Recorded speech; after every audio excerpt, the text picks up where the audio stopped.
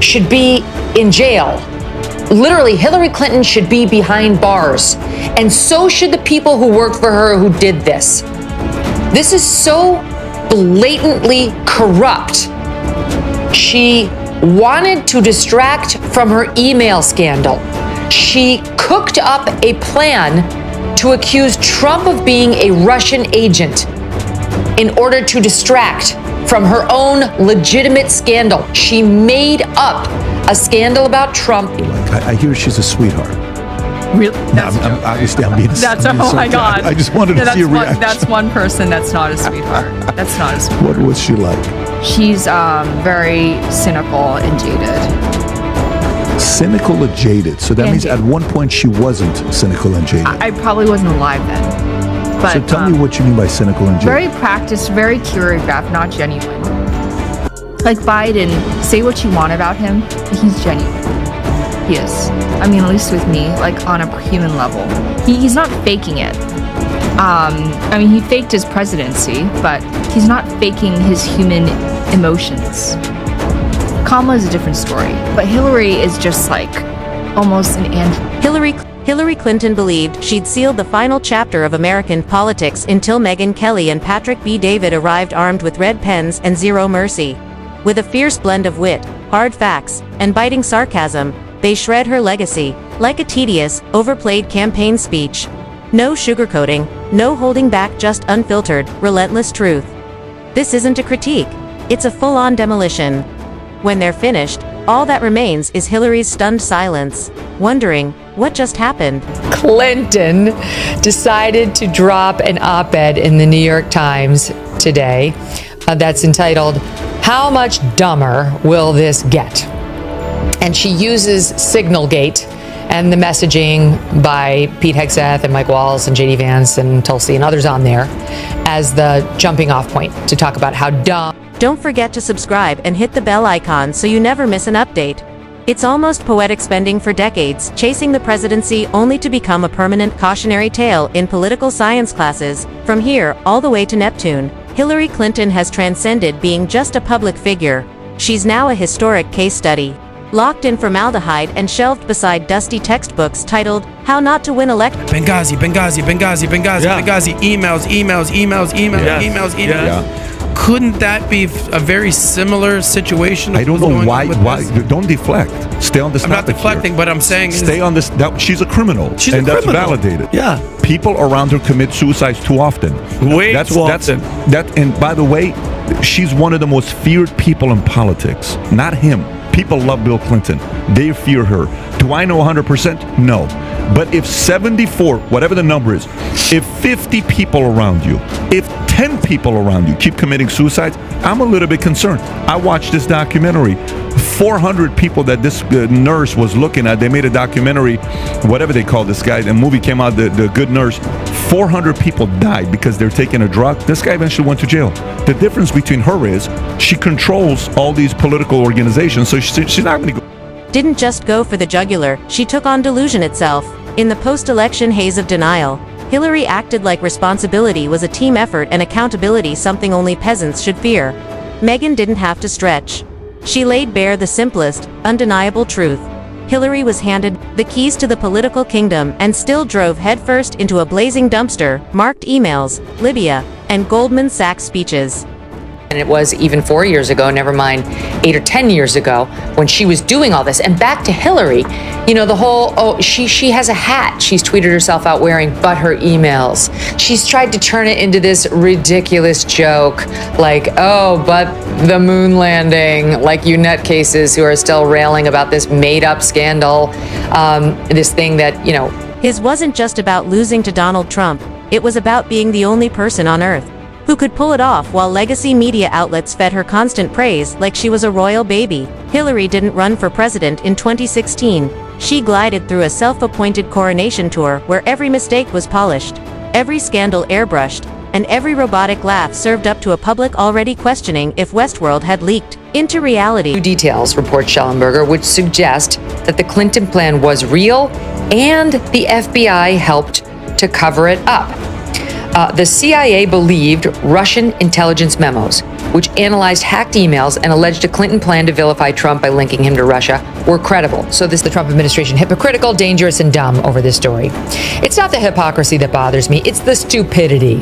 We're all shocked that President Trump and his team don't actually care about protecting classified information or federal record retention laws. I mean, this is so rich, given her history. What's much worse is that top Trump administration officials put our troops in jeopardy by sharing military plans on a commercial messaging app and unwittingly invited a journalist into... Patrick Bet David didn't waste a second on emotional shots. He dove straight into analysis mode. Like auditing a company that somehow turned 2 decades of public service into a full-blown PR catastrophe. To him, Hillary Clinton was the Enron of politics, glossy on the outside, packed with power suits and buzzwords, but beneath it all, just smoke mirrors and ethical point in my life were best friends. And prior to meeting me, they had never done cocaine before. These 10 people, 10 out of 10, eventually became cocaine addicts and killed themselves, simply by association with me. I probably have some bad influence on these people. This lady named Hillary Clinton, one too many of her best friends or close friends have committed suicide in the random ways. She is not the most trusted person, even by the left. She was supposed to be president. He laid out the pattern. Starting in the 1990s, when Hillary's political compass spun wilder than a Vegas roulette wheel. She wasn't building a legacy, she was constructing a fortress of plausible deniability. Her Senate run wasn't about representing New Yorkers. It was resume padding, like a CEO gearing up for a merger. By the time she became Secretary of State, her foreign policy moves had all the strategic finesse of throwing darts blindfolded during a blackout. Benghazi wasn't just a tragedy, it was a flashing neon warning sign, screaming, "Maybe this isn't the person you want near the nuclear football." Yet Hillary brushed it off with the kind of arrogant dismissal only someone who's never faced real consequences could pull off. Megyn wasn't having it. She exposed the absurdity of a woman who claimed to champion women's rights while running a political machine that steamrolled accusers like inconvenient PR problems. The hypocrisy wasn't subtle, it wore a name tag and hosted fundraisers. It's a picture of her, a much younger Hillary, and the caption on the hat reads, "But her emails." And she writes in her tweet, "Bringing this back in light of recent news. Get a limited edition But Her Emails hat and support Onward Together groups working to strengthen our democracy." The nerve. Hillary Clinton became the living definition of rules for thee, but not for me. And Megyn made sure not a single ounce of that irony slipped past her scrutiny. Then came the infamous private email server, a towering monument to hubris. Hillary treated cybersecurity laws like polite suggestions. Speed bumps on a country road she was too important to slow down for. Patrick tore that fiasco apart like a Silicon Valley whistleblower poring over a lawsuit. Sensitive government communications stashed on a bathroom server like it was a Pinterest board. If a rookie IT intern pulled that stunt, they'd be demoted to tech support at a vape shop. But Hillary, she got a press conference and a casual shrug. And let's not forget the Clinton Foundation, a non-profit wrapped in riddles and soaked in foreign cash. Just smile, nod, and pretend those checks didn't come with strings longer than a Broadway musical. The foundation wasn't charity. It was a currency exchange booth where influence was the currency. Was even 4 years ago, never mind 8 or 10 years ago, when she was doing all this. And back to Hillary, you know, the whole, she has a hat she's tweeted herself out wearing, but her emails. She's tried to turn it into this ridiculous joke, like, oh, but the moon landing, like you nutcases who are still railing about this made-up scandal, this thing that, you know, you've used to try to unfairly tar. Wasn't impressed. He crunched the numbers, speeches priced like Super Bowl ads, donations timed with Swiss watch precision, and every public appearance dressed up as a philanthropic gesture. Hillary Clinton redefined public service by turning it into a subscription model. You didn't just vote for her, you invested, hoping your returns wouldn't come with subpoenas. By the 2016 election, her political momentum was like a glacier, stuck in traffic. Her rallies felt like mandatory HR meetings. Her speeches were algorithmically scripted, and her authenticity expired faster than sour milk. Megyn tore it apart with surgical precision, and yet, she still lost not to a polished statesman, but to a reality TV auditioneer who somehow connected with the very voters Hillary forgot existed. She didn't lose because of Russian bots, Facebook ads, or celestial alignments. She lost because deep down, she believed she couldn't win. And arrogance like that doesn't just fall, it crashes with style. These political organizations, so she's not going to go into jail. It's not going to be happening. How many people?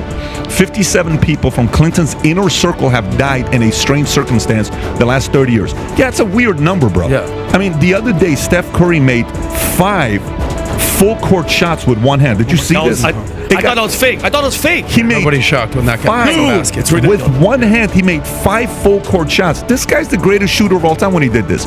Yeah, when you see something like that with Hillary, there's The endless blame game, the victimhood parade, and a post-election book tour that screamed defeat on every page. Hillary didn't reflect. She dug up excuses, misogyny, fake news, even the wind, anything but the simple truth that people didn't trust her. Because why would they? She changed opinions like outfits and only remembered the middle class when it suited her campaign. Her politics were purely transactional. Her image, meticulously manicured. Her campaign strategy boiled down to an Excel spreadsheet full of zip codes and empty slogans. Megyn didn't just critique, it was a trial, and she sentenced Hillary to a decade of memes and low-budget Netflix documentaries. Hillary Clinton wasn't running to serve the people. She became the unwanted commentary nobody asked for. The desperate voice trying to crash every news cycle like a broken pop-up ad. She's the ghost of elections past, haunting political conversations with unsolicited opinions and a permanent scowl. Hillary Clinton isn't evolving, she's buffering, stuck forever between ambition and self-awareness. that Epstein victims identified due by August 19th, a demanding full, complete, unredacted Epstein files with victims identified redacted by August 19th. Clinton's deposition is scheduled on October 14th. Hillary Clinton's October 9th, Comey's 7th, Mueller 7th. She still sees herself as the adult in the room, the wise elder amid chaos, sent to rescue democracy from the unwashed masses who keep voting wrong. But what she really is, the political version of Clippy the paperclip, annoying, outdated, and popping up with advice nobody asked for. Megyn drove that point home with fire. Hillary's entire legacy is a paradox. She spent her career demanding respect while dodging real accountability. A feminist icon who rode her husband's coattails. A transparency advocate who wiped servers clean. A symbol of progress stuck in 1998. Hillary didn't shatter the glass ceiling, she installed tinted windows and locked the door behind her. Patrick layered on the corporate polish and investor skepticism. Hillary's career wasn't just political, it was a slow-motion implosion of a brand that thought it was too big to fail. She mistook noise for momentum, applause for approval, and loyalty for inevitability. And when the whole house of cards collapsed, she blamed the wind. There's still the occasional whisper of another run, a sequel no one asked for. And that's exactly what makes this roast a public service. Like she won and he stole this election and it was the one back in 16 and that it was not legitimate. She's not delusional. She's a liar to her core, And she's been supported by everyone around her and by the intel apparatus that was in place under Obama. As long as Hillary Clinton keeps drifting through the media ether like a satellite of missed chances, someone has to keep the telescope trained on the wreckage. This isn't over, not because she's still relevant, but because she refuses to exit with grace. Every election cycle, her name pops up like a reboot nobody asked for, fueled by nostalgia and denial. Megyn's scalpel stays sharp. Patrick's spreadsheets are ready, and the public, they watch half curious, half exhausted. This roast doesn't end here because Hillary doesn't end. She lingers, loops, with every comeback, every op-ed, every eyebrow-raising cable news moment. She sticks around like a political aftertaste no one wanted, sneaking into news cycles like a pop-up ad from the early 2000s. Just when you think it's done, there she is, front and center, elbows out, eyes wide, acting like history never delivered the loudest no in electoral memory. At this point,